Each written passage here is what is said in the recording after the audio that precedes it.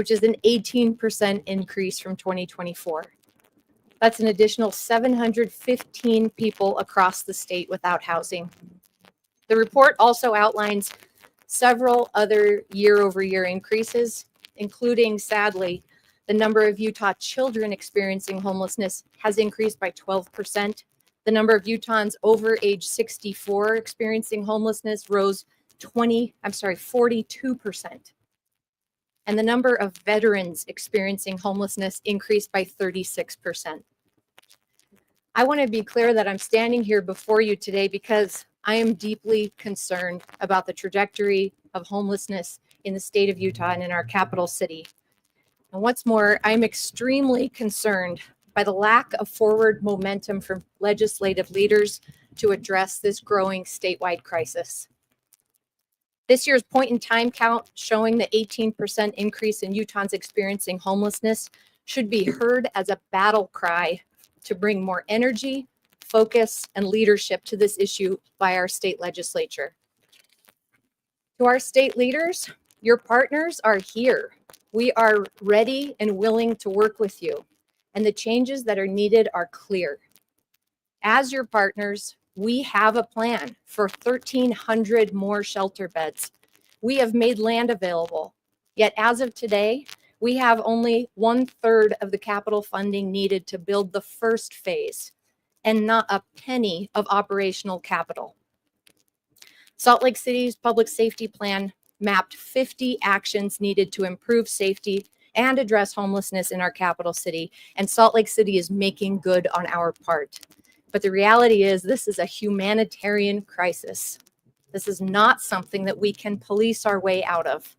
And as Chief Red will share momentarily, Salt Lake City is taking enforcement as far as we can, and to little avail. We continue to see record-setting numbers of calls for service through 911 to our police department. We will set records for total arrests this year, thanks in part to increased proactive policing by our officers. And importantly, overall citywide crime remains at or below a 16-year low. We're enforcing our laws. But the sad reality is that without more mental health treatment, more shelter beds, more permanent supportive housing, and more capacity in our jails, too many people remain on our streets. Utah is one of the fastest growing states in the nation. We should not be surprised to find that more people are losing their housing due to financial and economic pressures when we couple it with the inadequate statewide housing stock. There are simply not enough options for housing, shelter beds, treatment centers, or social services to meet the demand in this state. As we lead up to next year's legislative session over the coming months, we are working with our state on system-wide solutions with the State Office of Homeless Services, the Administrative Office of the Courts, the legal defenders, our own Justice Court, Salt Lake County Mayor Jenny Wilson, Chief Dumont of the Salt Lake County Jail, District Attorney Sim Gill, and Representative Tyler Clancy, along with Chief Red and myself. Later this fall, this collective will bring legislative requests that are needed to right the wrongs in the system that exists today.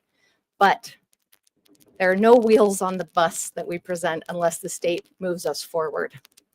We must see action from legislative leadership and our governor to create the change that we know is not only possible, but is desperately needed. As I said last month when we were out on these steps, progress has stalled on the creation of an additional permanent shelter due to inadequate funding to build and non-existent funding to operate a new campus shelter, and this is unacceptable. I'm calling on our state leaders to recognize the crisis at hand, step in to join your willing partners in local government, and lead the passage of legislation that will invest both the capital and the ongoing operational funding for a new shelter space. In less than 2 years, thousands upon thousands of visitors will flock to our downtown blocks to celebrate the reopening of Salt Lake City Temple. It will be an event that lasts months and one that welcomes those from every corner of the globe. In less than 9 years, the world will join our state in welcoming back the Olympic and Paralympic Games, Winter Games. Our downtown will be the heart of this gathering, showing a new generation of Utahns the power of coming together. I only hope that as our state and our visitation numbers continue to grow, so does our capacity for helping others. So do our shelter beds and our resources. Over the next several months before the legislative session, there will undoubtedly be many other such announcements, just like the state's annual report today, that will only add to our collective level of concern. The state will soon release its winter shelter overflow plans. We may learn more about what's causing the delays to the homelessness campus, and I do not believe that this will all be good news. So I'm telling you now, in the middle of our warmest months, that the situation is dire. Salt Lake City is doing everything in our power to improve the pieces of the system that we control, but those pieces are limited. In conclusion, I think we can also be heartened by some of the facts that are found in the state's report today. Our system can be incredibly effective at resolving homelessness. 75% of emergency shelter stays lasted less than 90 days before restabilization. 93% of those in permanent supportive housing either kept that housing or moved on to other permanent housing options. When we house people with the resources they need, they stabilize and stay housed. What's more, Utah's homelessness rate still stands well below the national averages. This isn't a crisis that our state is facing alone, and there's still time for us to course correct. We're doing the work to fix the gaps in the system that leave so many on our streets, but we need our state's leaders to prioritize the resources to get this done. Chief among the needs is the financial capital to build, ongoing funding for the shelter operations, more mental health, and more housing. So to Governor Cox, President Adams, and Speaker Schultz, I'm calling on our state leadership to create the sea change that we need to address an issue that impacts all Utahns and just increased by 18%. Thank you, and I'm going to turn the time over to Chief Red. I'll keep it short, but as the mayor mentioned, the Salt Lake City Police Department is working very hard. Our officers are working every day to improve and reduce crime in the community, though we're having some challenges. Arrests are up, citations are up, officer proactivity is up, and they're doing a great job. And not just our officers, but also our alternate response, our social workers, and we're communicating with all of our partners in the social services system, other parts of the criminal justice system. We're working very hard, but we do want to send the message that it is not okay to use drugs or do drugs in our community, in public spaces. We will hold you accountable if you do that. We are going to work hard to reduce violent crime that is occurring, and we're going to continue to do everything that we can, including working with all of our partners. It's going to take all of us to resolve these issues. This intersection of crime, homelessness, mental illness, and addiction cannot be solved solely by the police department, solely by social services, solely by locals or the state. We've all got to come together, and as a police department, we are committed to working with our partners in the community to reduce the crime that is occurring while we work on the front end and continue to be proactive. We do need more shelter beds, we do need more mental health beds, and we do need more jail beds. And we're not going to incarcerate drug users just to punish them, though that is part of the criminal justice system. But when we do that, we need to get them the assistance. We need to get them assessed in the jail. We need to get them treatment started in the jail, and then we need them to release to a different environment than back to the street where the drugs are available. Our teams are going to continue to work closely with our allied law enforcement agencies. The Department of Public Safety is a great partner and is helping us here in the city. We're going to continue to go after the drug distribution networks, and we need to reduce supply, but we also need to reduce demand, and we need to get people off of the streets. and create a better environment. And we're committed to doing that at the Salt Lake City Police Department. Thank you. Thanks, Chief. We have time for a couple questions if there are any.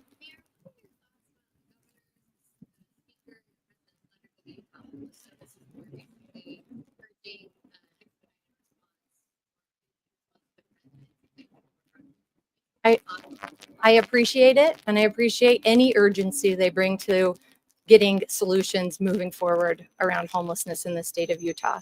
So we have those, we'll have meetings coming up over the next several weeks, and I appreciate their sense of urgency. We need it to be followed by response at the legislative and leadership level.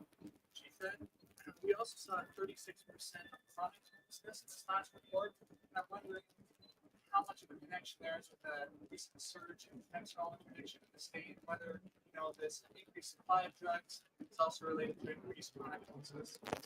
There is an overlap. The data is clear. There is an overlap between the drugs, the transient related crime, and violent crime.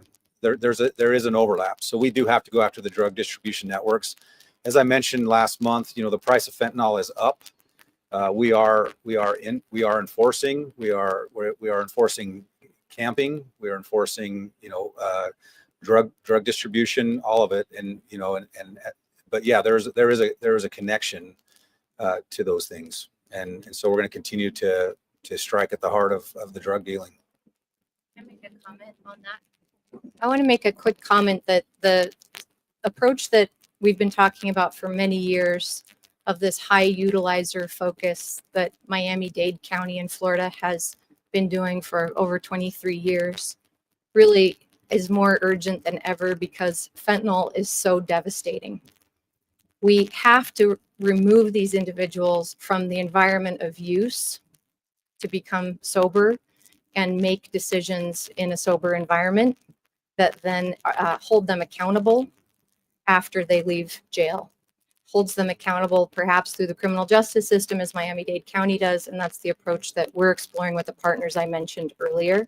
This is a really small fraction of the total population of individuals who experience homelessness over the course of any given year in the state of Utah. And of course, there's plenty of individuals who aren't homeless who are also contributing to the fentanyl use and distribution.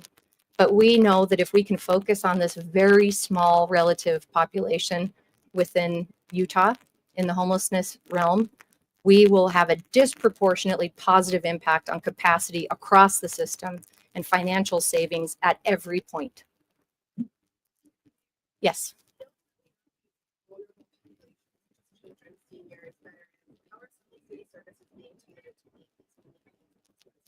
Yeah, great. Thank you for that question. How is Salt Lake City responding specifically? We have invested more money in affordable housing over the last 6 years than the entirety of Salt Lake City's history. It's contributed to the creation of, I don't know what the most recent count is, over 6,000 affordable housing units. And we've been prioritizing some of that funding for family-sized affordability. This year, we're putting $5 million out to the private market to create deeply affordable housing. We've always wanted deeply, but it's harder to build. This year, we're just putting $5 million out for deeply affordable. And I want to also mention that in October, we opened our Tenant Resource Center, their office at the Community Development Corporation of Utah on 17th South. We have resources for people who are in housing and know that they're going to be losing it because they don't have the money. Their apartment's been bought and it will be demolished, or remodels are happening that are causing displacement. We can not only help them find new housing in areas that they want, but we have money to help them do so. So those are some of the ways that we're working to try to stabilize families. Yes, we will have an update for you soon. We've contracted with the company who will be running the personal hygiene program out in the community. I can't give you the name and the update on that today, but we've signed the contracts and it's coming very soon. One more?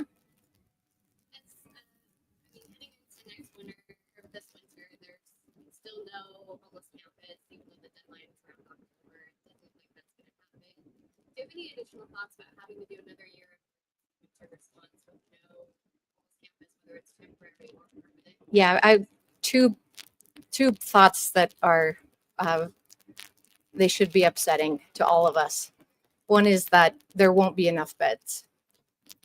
And we haven't had the state respond as they will by the end of August to the submitted plans from each county for the number of beds that will be needed. I'm very doubtful that those beds will be available. So we almost assuredly will have people on the streets with no option of space to go. The second and the most poignant part in a way is that the State Office of Homeless Services does not have funding to continue those beds after April. They have continued, I think, over 800 of those winter shelter beds into this summer because they had the funding from the legislature to do so. That funding does not exist right now. So come the end of the winter shelter season, everyone who's in one of the 900 plus beds that were created this year would be out on the streets. And the impact in our downtown core and throughout our neighborhoods and parks and trail system of 1,000 plus people flooding out with no option of places to go is very alarming. That's why even though the legislature isn't starting this month or what feels like anytime soon, we can't wait. These numbers of an 18% increase are startling. They should not be surprising though, because we've never been on a decrease and we continue to grow as a state. Thank you all for coming out. We appreciate your attention today. Thanks, Chief. Yeah, thanks. Appreciate it.